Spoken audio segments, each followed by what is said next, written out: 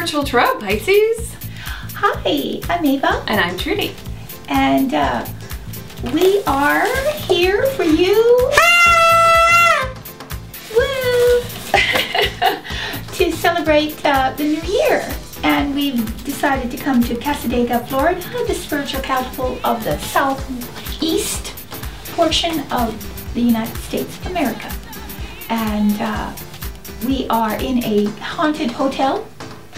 We just saw a ghost last reading for Scorpio. You can go look at that and see us actually see the ghost. So you can see us freaking out. Now, we've come here because this is a fabulous place that weaves together the feminine divine, that is the spiritual, esoteric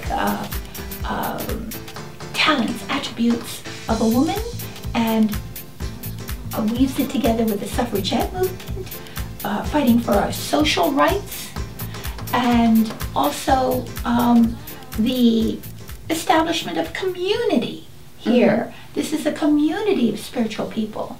So it's a wonderful place, and you should visit if you are ever in the neighborhood.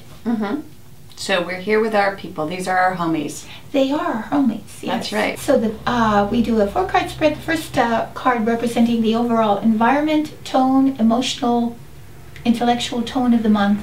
And the second card representing challenges, things you might face during the month, and we'll give you a little counseling session over that one.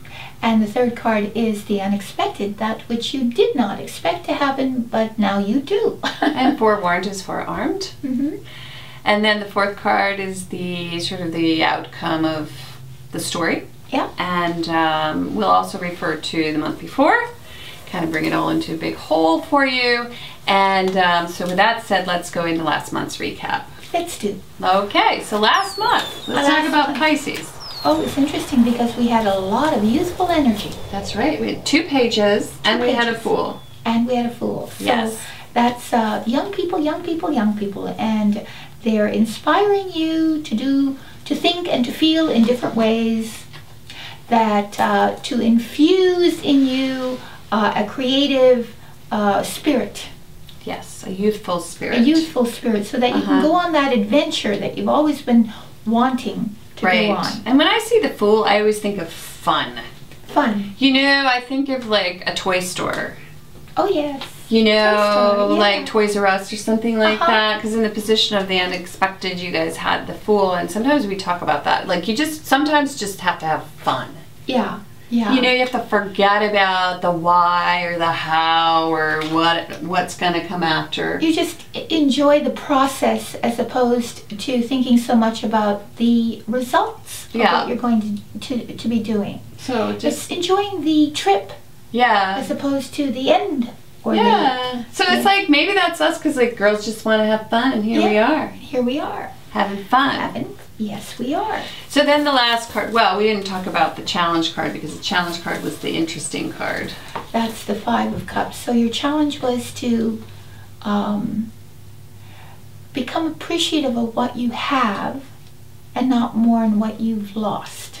Because, you know, Pisces is a very sensitive sign. Yes. And if someone's hurt them in the past, it's hard to let that go. Yeah, it's hard not to focus on the negative, like the things people say about you that aren't so kind. Right.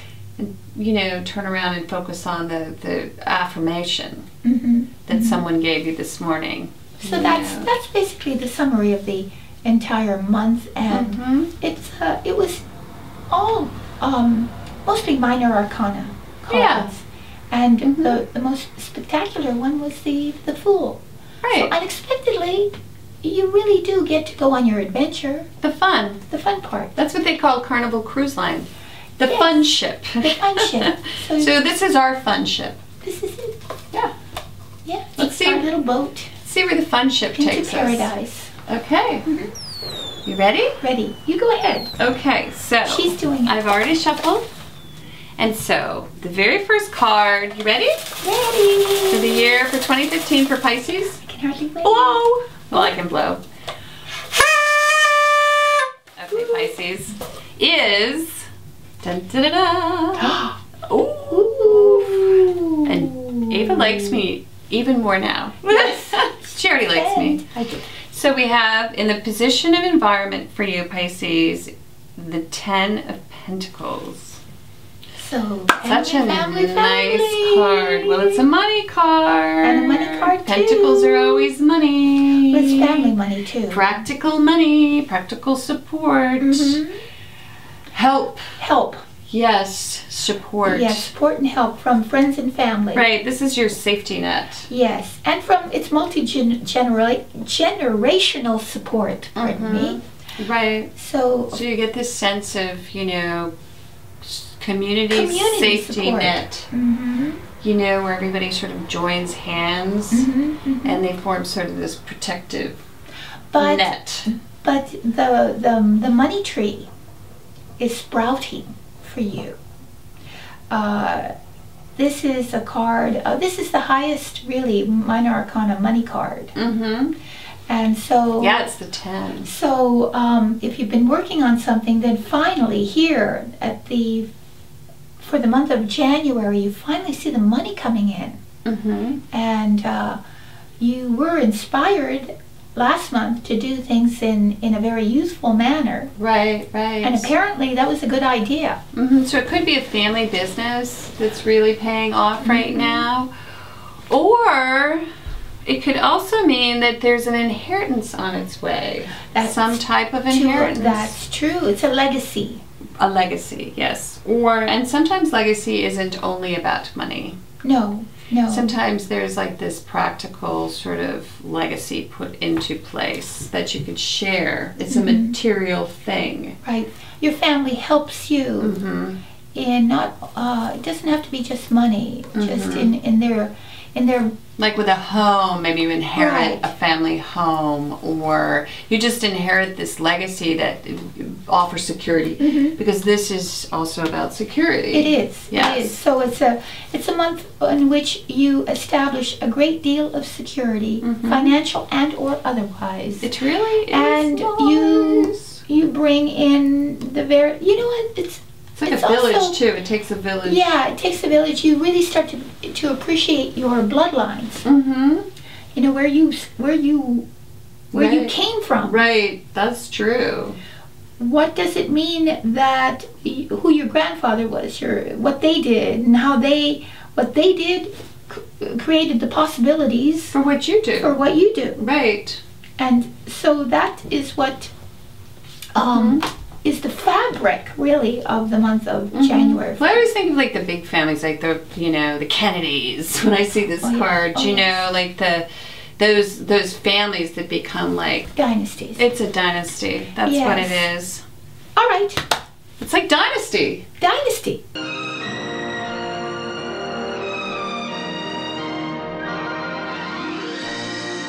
What was the other? Dallas is the other one. All right, where you go up the really long driveway to the house.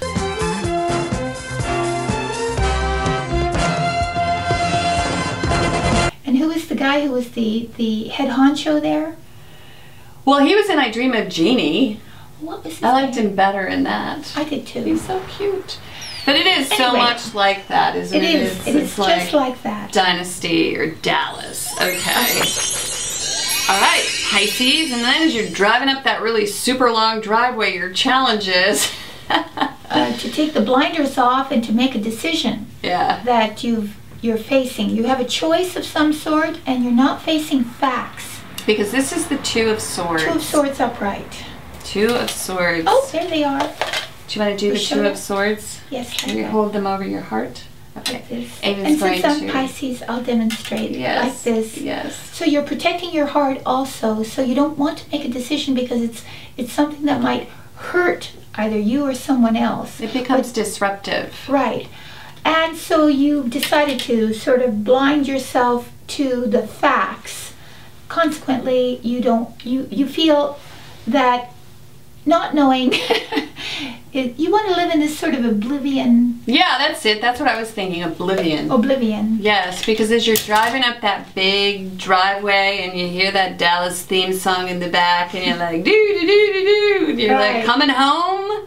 Right. And then, you know, your challenge is, oh man, I remember this and that and the other, and I don't really want to think about that. I want to live sort of in this oblivion. And live in this paradisical world, right? You know, where everybody is loving.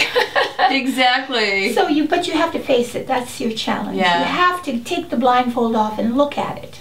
Right. Right. See it for what it is. See it for the truth of what it is. Yeah. So let's see. Yeah. What goes on after that? Okay.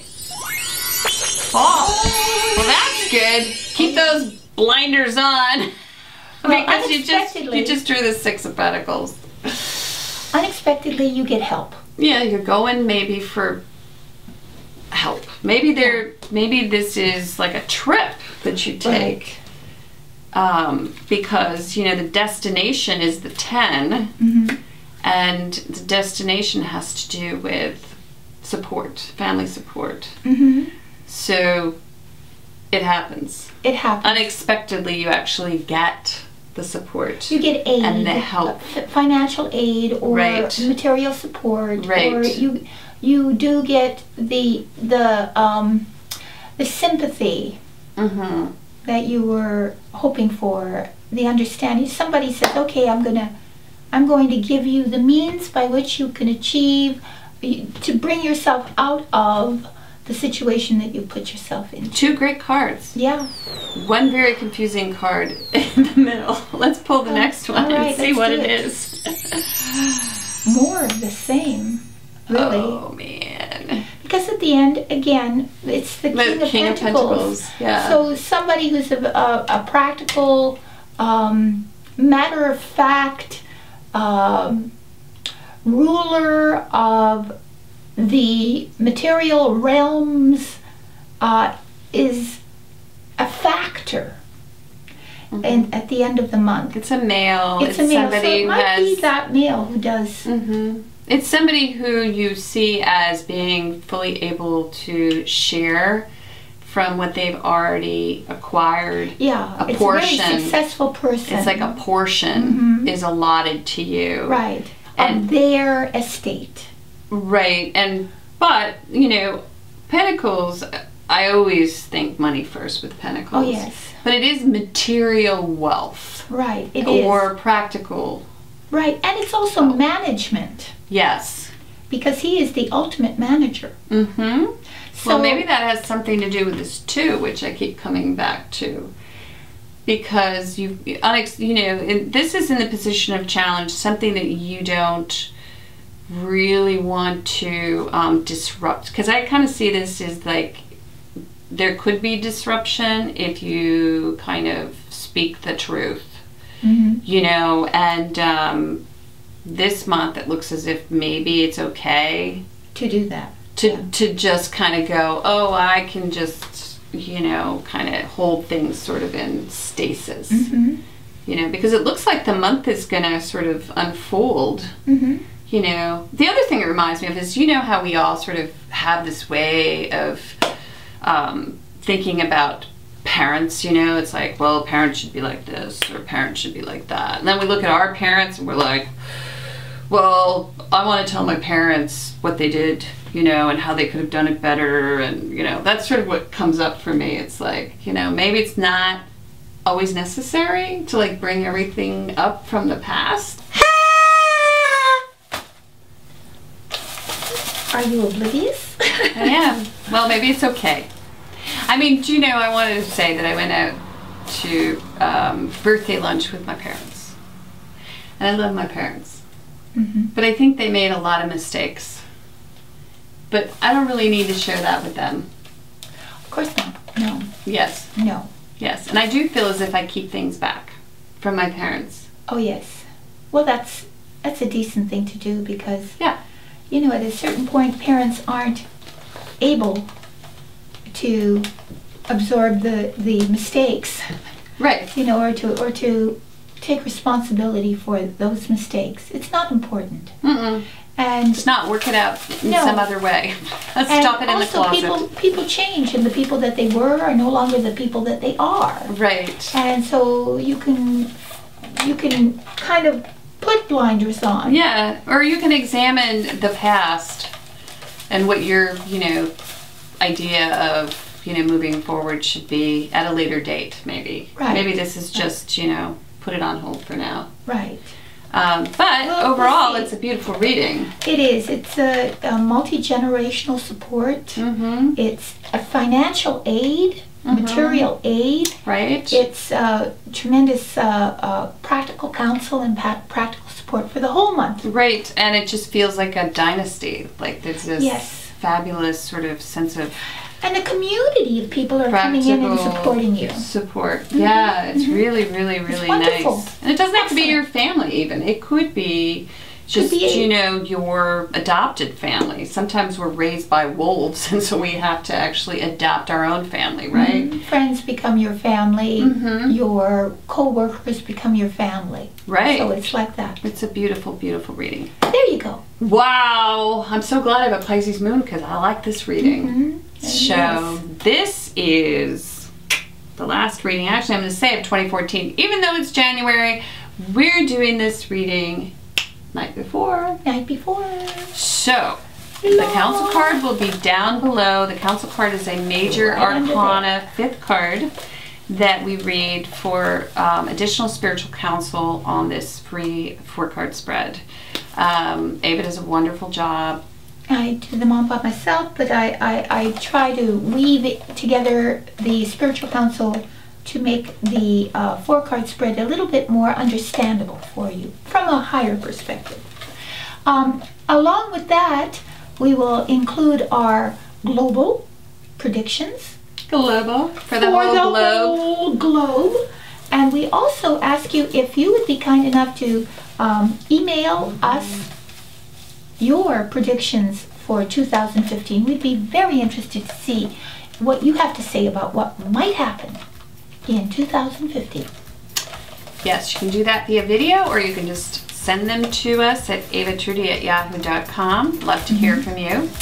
And then, last but not least, please subscribe, please share, please tell us what you like about the channel, comment. Yes, and please get a personal reading, because that's not only something that will edify and help you to you know, unravel certain mysteries about your own life, predicaments, problems, but they also help us to give you these free readings, and we really appreciate you doing that for us as well. We get to know you on a very intimate level, and that's a lovely thing. So thanks, and we will see you in Next month. 2015. Bye!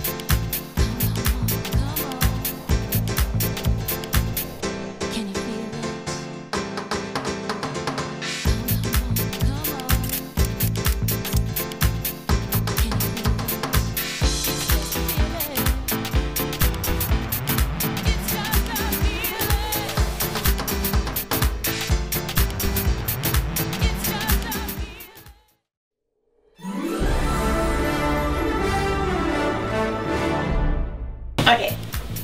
All right. Welcome.